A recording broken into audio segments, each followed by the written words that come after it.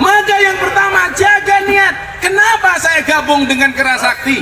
Kenapa saya pengen olah kanuragan? Kenapa saya bisa jurus? Kenapa saya bisa silat dan lain sebagainya? Dijaga niatnya. Karena kalau tidak jaga niat, begitu Anda punya kanuragan, begitu Anda punya kesaktian, begitu predikat pendekar melekat kepada Anda, yang jadi adalah gagah-gagahan, merasa sombong, merasa takabur. Padahal Al-Quran mengatakan wala tusair khaddaka linnas wala tamshi fil ardi maroha. Kita nggak boleh kemudian menjadi orang yang sombong, apapun itu. Jabatan nggak boleh disombongkan. Anda mau jadi bupati sombong nggak bisa, hanya 5 tahun. Kalau toh terpilih 2 periode 10 tahun, itu pun kalau tidak ditangkap KPK. Dan di Riau andalan banyak yang ketangkep KPK. Maka saya ingatkan, siapa sih yang salah pejabat kok sering ditangkap sama KPK? Yang salah guru TK. Gara-gara masuk TK dikasih cerita judulnya Kancil Nyolong Timun. Saya sering bertanya, apa pentingnya Kancil Nyolong Timun diajarkan kepada anak? Itu nggak ada value-nya, nggak ada nilainya, nggak ada edukasinya. Wong maling diceritakan kepada anak-anak, maka begitu jadi pejabat pekerjaannya maling kayak kancil. Jancuk.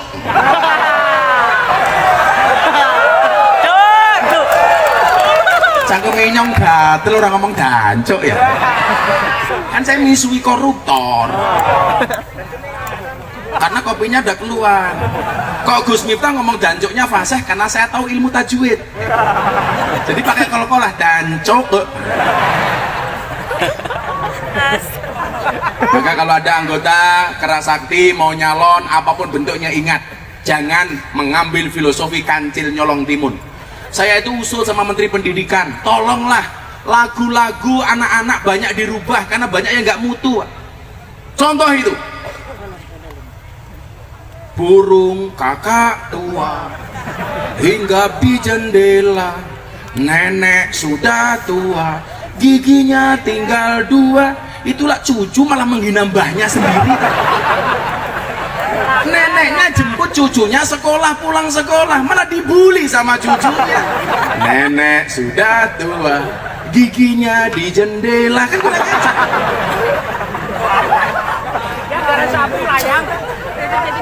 Ada lagi lagu yang gak bermutu sama sekali. Pok ame-ame belalang kupu-kupu, siang makan nasi kalau malam minum susu. Ini lagu ngawur. Sejak kapan belalang sama kupu-kupu kalau siang makan nasi malam minum susu? Walah kok cangkeme celutak. Gak ada. Lagian kalau lagu ini dinyanyikan anak kecil salah. Kalau siang makan nasi malam minum susu itu anaknya atau bapaknya? Bapaknya. Yang namanya anak-anak itu siang minum susu malam minum susu. Kalau siang makan nasi malam minum susu bapaknya. Lagu nggak ada akhlak sama sekali. Paruan matamu. Kamu bosok temen ya. Kayak kemarin saya ngopi sama Nikita Mirzani di Lampung, acara Muktamar NU. Saya ngopi sambil aduk-aduk, samping saya ada Nikita Mirzani. Teman saya malah bilang, Gus, kopi susu? Iya. Kopinya diaduk, susunya dilirik. Iya.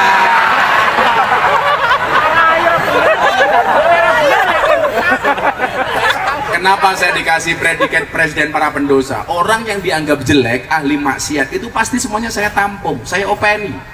Saya ajak komunikasi, saya datangi, tidak untuk dijauhi.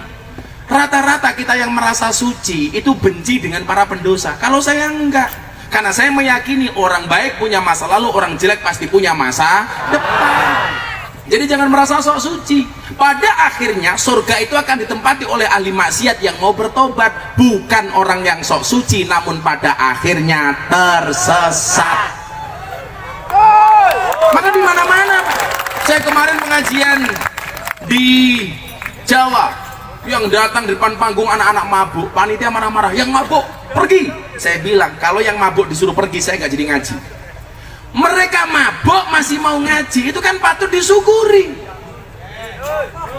walaupun mabuk masih mau ngaji. Harusnya seperti mereka. Mohon maaf, ketika ada ahli maksiat, kamu duduklah bersamanya. Apa tujuannya? Bangun bersama dia rangkai masa depan yang lebih indah. Kalau kamu duduk bersama ahli maksiat, jangan pernah ceritakan masa lalunya, tapi temani dia merangkai hidup yang lebih indah. Begitu seharusnya.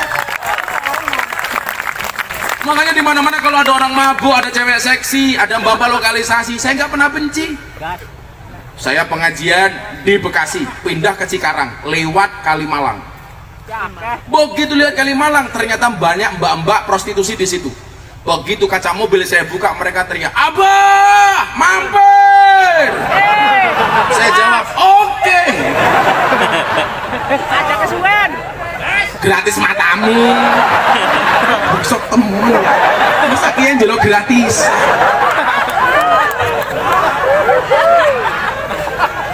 Ibu-ibu lebih suka saya duduk apa berdiri, Bu? Itulah perempuan, hakikatnya suka yang berdiri.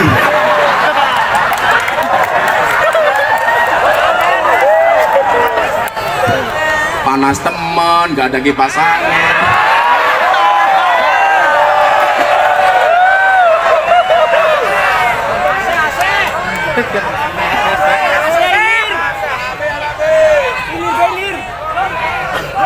Apa? Tak kipasi. Kan kamu cowok. Begitu saya mampir, saya tanya di sana, "Mbak, di sini ngapain?" "Nunggu pelanggan, Gus, nunggu tamu." Saya tanya, "Kamu sekali ngelayani tamu dapat duit berapa?" 200.000. "Semalam dapat berapa?" "Ya, kadang-kadang 1, kadang-kadang 2, Gus." Sekarang begini, semua teman-teman kamu dikumpulkan. "Kenapa, Gus?" "Saya kasih uang, tapi syaratnya satu. Setelah saya kasih uang, tolong kalian semua pulang, malam ini nggak usah kerja." Dihitung akhirnya ada 100 PSK, Pak. Perempuan suka kelon, PSK.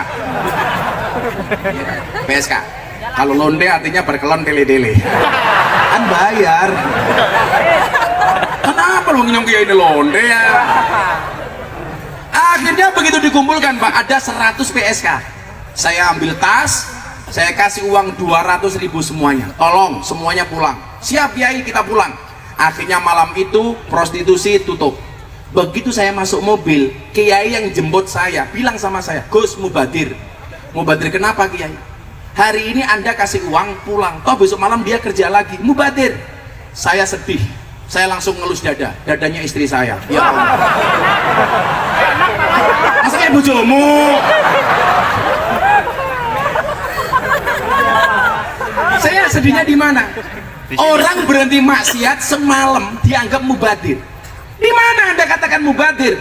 Orang berhenti maksiat 1 detik saja itu luar biasa. Ini semalam Anda katakan mubadir. Ini aneh. Orang berhenti dari kemaksiatan 1 detik saja di mata Allah luar biasa.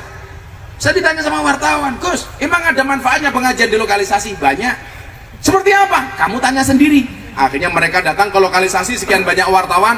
"Mbak, tolong ceritakan sama wartawan, ada nggak pengajian bersama Gus Miftah?" "Ada, WTA angkat tangan." "Gus, saya mau cerita." "Apa, Mbak?" "Saya kemarin terima tamu, transaksi, masuk kamar. Saya dibayar, melayani tamu. Begitu saya mulai melayani tamu, dengar adzan subuh. Allahu Akbar, Allahu Akbar." Saya bilang sama tamunya, "Om, tolong dipending dulu." "Kenapa, Mbak?" "Baru adzan." "Apa hubungannya?" "Nggak enak, Om, kan saya jamaahnya Gus Miftah." Selesai adzan, tamunya bilang, "Mbak, Anda saya bayar, nggak usah dilanjutkan." "Kenapa, Om?" "Aku juga jamaahnya Gus Miftah."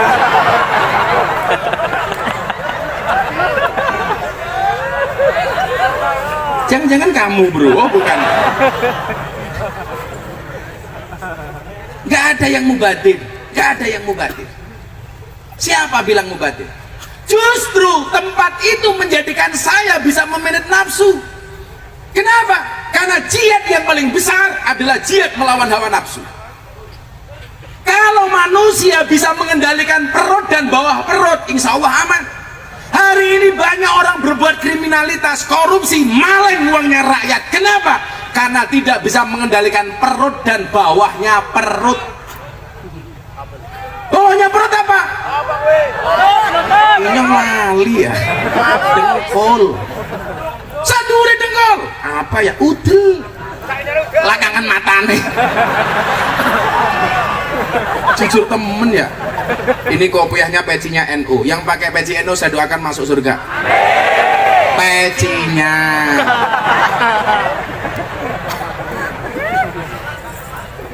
Orang kalau sudah menjadi Abdul Butun, apa hamba perut, maka dia kemungkinan besar melakukan perilaku-perilaku yang melanggar hukum.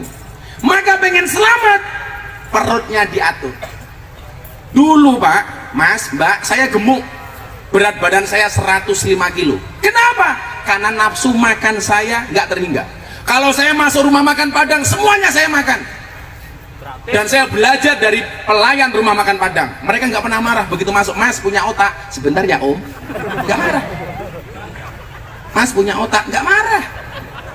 Maka hidup Gus Miftah seperti rumah makan Padang, sederhana sih tapi semuanya ada. Akhirnya apa? Kiai saya bilang, kalau kamu pengen sukses gampang, manage hawa nafsumu. Manage hawa pengen makan, kamu kendalikan. Ternyata benar. Begitu nafsu makan saya kendalikan, semuanya bisa dikendalikan. Kalau hanya nafsu makan saja kita tidak bisa mengendalikan, bagaimana dengan nafsu yang lain? Makanya saya punya prinsip, Allah ngasih kisah iman, Allah juga kita kasih nafsu. Kalau ibarat orang naik motor, iman itu rem, nafsu itu gas. Manusia yang selamat yang tahu kapan dia menggunakan rem, kapan menggunakan gas.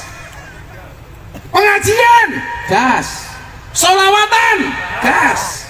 Manakiban, gas. Yasinan, gas. Tahlilan, gas. Bojone tanggane, rem, gas. malah kurang ngajar. Bojomu semangatku. Kamu jomblo ya? Kasihan amat. Nikah, udah mau kiamat, masa nggak berani nikah? Mubadir sunat.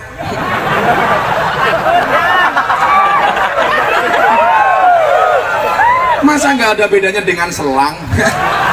Gue nguyuh tok. Aneman.